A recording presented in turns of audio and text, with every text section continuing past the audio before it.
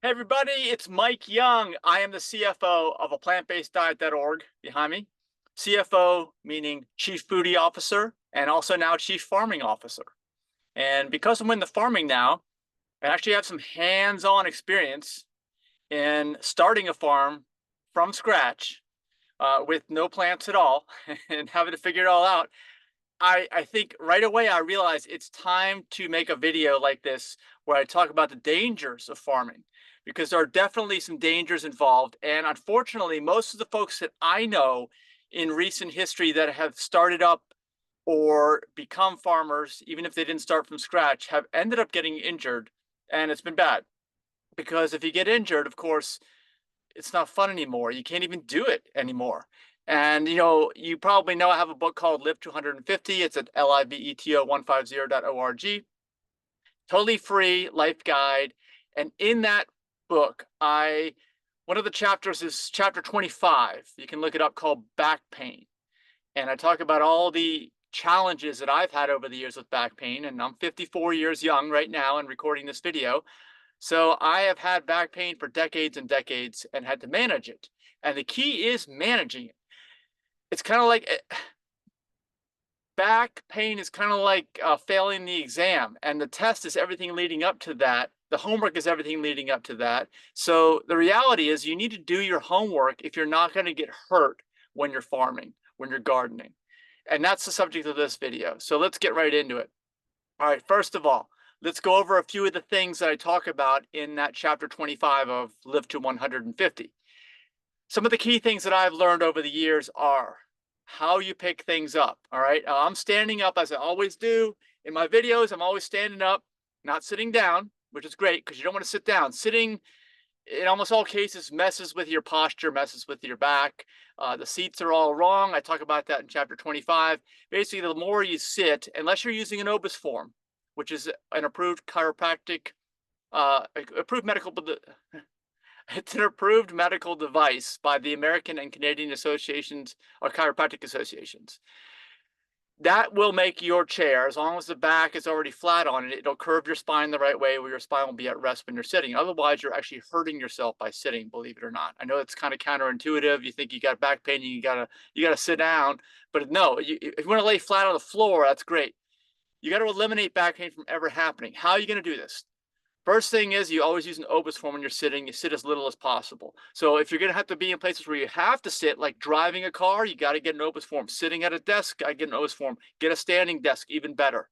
Stand up when you're doing videos like me, even better, right? I'm not sitting down, and have good posture. Stand up straight. Get that, the back straight. Actually, when your back is straight, you're actually just not slumped over. Okay, there's a curvature in there. There's always a curvature in there. You want to get your posture good too. Another thing is plank. I just did those today. It's Tuesday, so I do my exercises every Tuesday once a week. So I'm kind of maintaining. For somebody else starting out, you want to do this every day or every other day. But plank, I talk about it in chapter 25. Check it out. Do it the correct way. All right, it's easy. You don't need any special tools. You don't need any special weights. Just do it because it builds up this core below my chest here, the core. And when you build that core up, you don't throw your back into things. When you lift things, when you do anything like that. Now, lifting things, that's another problem area for people.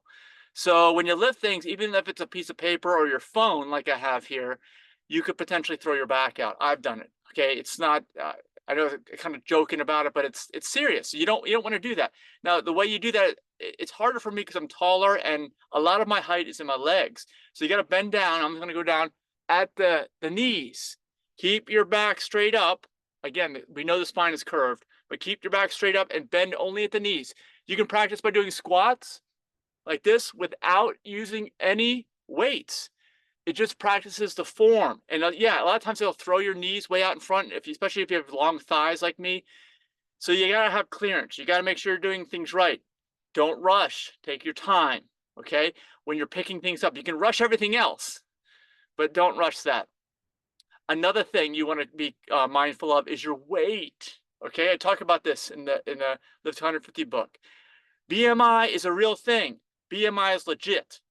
BMI has a range. It accounts for all the different frames, bone sizes, and whatever other excuse somebody's going to use. So for a normal BMI, there's a range in there, and you want to make sure you're in that normal range. If you're out of it, meaning you're above it, it's a problem because you're putting too much pressure on everything on your lower part of your body, including your back, including your hips, including your knees, and even your feet. If you want to know why people have problems with those, in almost all cases, they're above normal BMI. So it's exponentially more pressure than the body was ever designed to handle. Because we live in a time of abundance, not scarcity. Okay, so that's in the past when things were scarce, there was never an issue with these types of things. But now that we're living in, a time of abundance, we're eating the diet of kings and queens. We have all these diseases and all kinds of medical problems. Not everybody, but it's easy to slip into that. And actually, you have to slip out of it. Is what you have to do. You have to consciously recognize all this stuff. All right. So when you're on the farm, I've spent the last couple of months now preparing or planting things. I've used a pickaxe or a mattox to knock heavy rocks out of the soil so that I can prepare these areas to plant these these plants with roots and things that need to grow, and they won't grow if they're in rocks. So moving all this, swinging that pickaxe, lifting up rocks and all these things, it could have caused me certain issues. And like I said, I know people personally that have had issues that relate directly to this, and they're almost all preventable. But you have to prepare. You have to do your homework. You can't just get into farming when you're out of shape, aka overweight, aka just not used to daily vigorous aerobic exercise, which I also talk about and Live to 150, and then not eating the right foods. If you're not doing all those things, how in the world are you ever gonna? Because that's like the homework. How are you gonna do? How are you gonna do well at the test, which is the actual farming activities and tasks and things that need to be done? You're not. You're gonna get hurt. So I want people to grow their own food, and I'm producing this video here as an encouragement to all of you and an instruction to all of you as to how to approach farming. You can't just get into it unless you're growing, let's say, if you're growing things maybe indoors, which I don't recommend, in little pots with soil with no rocks and things, you might be okay. But any kind of outdoor gardening or farming, you have to be in shape. You have to, don't expect the gardening or farming to get you into shape. Because if you expect to do it, that's backwards. What's going to happen is you're going to get injured because you're going to be doing it backwards. You might not get injured, but you probably will. That's what I want to convey to you with this video. If you use my method, you might get injured, but you probably won't. And if you don't, I'm all about health span and longevity. If you don't get injured, or even if you do, it'll be hopefully this super minor.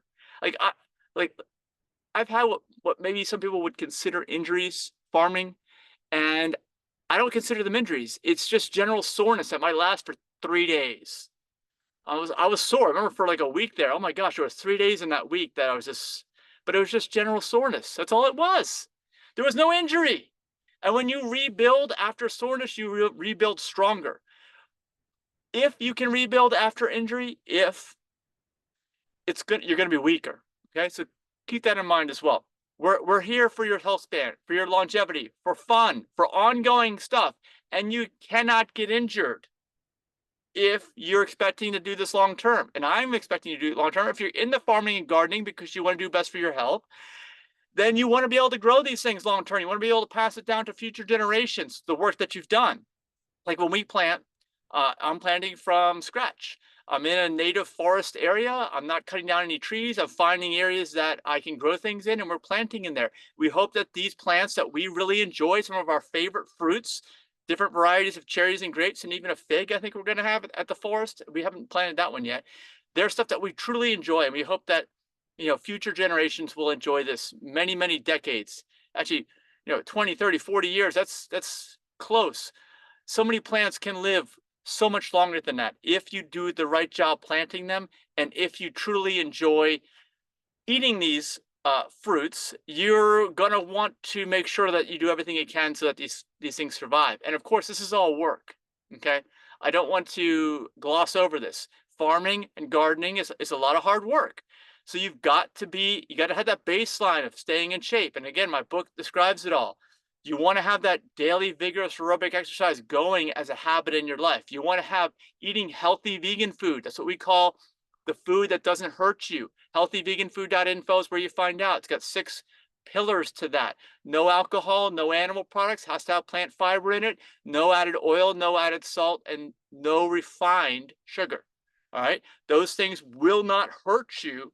It's not necessarily the best because you can always do better. If you eat those fruits from the plants that you're planting straight from the plant as they've ripened on the plant without chemicals and you know, totally veganic type permaculture for generations, like we're saying, that's the best thing to do. That's the last thing that's ongoing. And again, this is something that you cannot really actively participate in other than observe if you get hurt. And not to mention, if you have to hire somebody or bring somebody else on to do the work that you are suddenly finding it's unable for you to do, that's very expensive. We don't think it should be expensive, not only from a health perspective or an injury perspective expensive, but also from a financial perspective expensive, having to pay somebody, all right? This stuff, as we find out, the more and more we dive into health span, longevity, all these types of things, health optimization, something we call sustainable veganism, all this is on our site, aPlantBasedDiet.org. The more we realize that the best way of doing things is the least expensive. But you can only take advantage of these least expensive methods if you don't kind of go off on a tangent because you've done something horribly wrong. All right. And so this is kind of a warning. And please, if you've gotten this far in the video, give us a like, subscribe to the channel. And if you look down in the lower right-hand corner, I believe it's right down here, you'll find the super thanks, three dots, I believe, or something like that. Super thanks. You can tip me, measure, not just me, our organization, our 501c3, totally tax deductible for US customers out there. Tip us, commensurate with the amount of value you've got from this video, and please share it. Share it with somebody who can benefit from what we're saying here today, because I know that most people, everybody knows gardening and farming is hard work. It's a lot of hard work, but hard work is good for you. That's the thing, right? It's to the average Joe or Jane whose dream is to sit in front of a television or a screen all day. This may seem like agony, but it's not.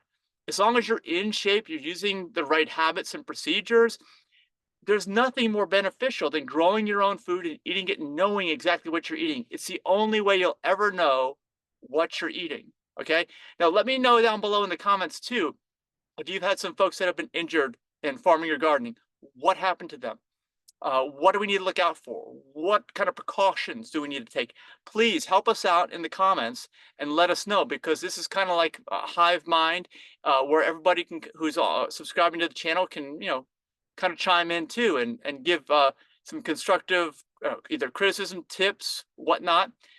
We'd really appreciate it. So that kind of sums up what I have for you all in this subject. And again, I'm 54 years young. I've been doing a tremendous amount of hard work over at Mountain Ridge Farm, which is our farm project in Highland County, Virginia, on a mountain ridge at 4,000 feet above sea level. So it's a lot of rocks up there, a lot of heavy lifting. It's not like I'm farming in sand. When we have projects in Florida where it is farming in sand, there's not as much heavy digging there. I mean, there is some digging, but it's not the same.